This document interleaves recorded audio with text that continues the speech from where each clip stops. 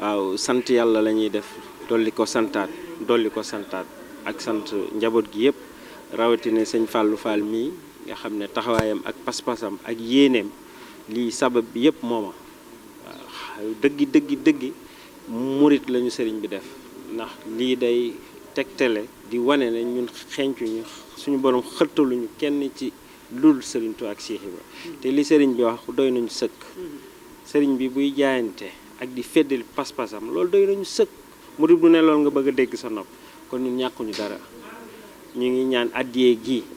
ñu jët sëñ bi yàlla na doon yokkuteem fii ci kaw suuf yàlla na doon pajum aajo ak wér ci moom ndax amuñu lu ko ëpp fii amuñu lu ko ëpp fañ jëm gën a soññ ak ñaax taalibe yi rek ndax lu mel nii suñu sañoon ñëpp dañ koy teewe fekke ko waaye tënk-tënk yi moo tax ñu mën leen ko muñal te ñu teewal leen fi waaye maa ngi soññu taalibe yi te xam leen di leen gën a yëgal ne nañu takkuwaat te xam ne liggéey bee ngi door a tàmbali yoon bi nag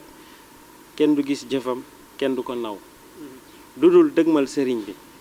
amul retraite amul leen màggal gi lañ dëgmal nañ takk suñu digg te xam ne saa lu ñu jëm ba mel na lu ko daan liggéey bee ngi door a tàmbali ndax suñu waajur bu tedd ba de léppam la jëloon jox ko sëriñ bi ku dégg seede bi ko sëriñ bi seedeel doy na sëkk te ñun lool képp la ñuy sàkk mooy ne ci sëriñ bi ba ñibbi jërëjëf.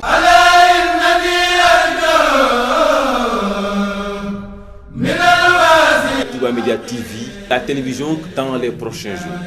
Des émissions, des interviews, des débats, des reportages, des éditions de journal pour vous informer. Touba Média TV, une télévision basée à Touba.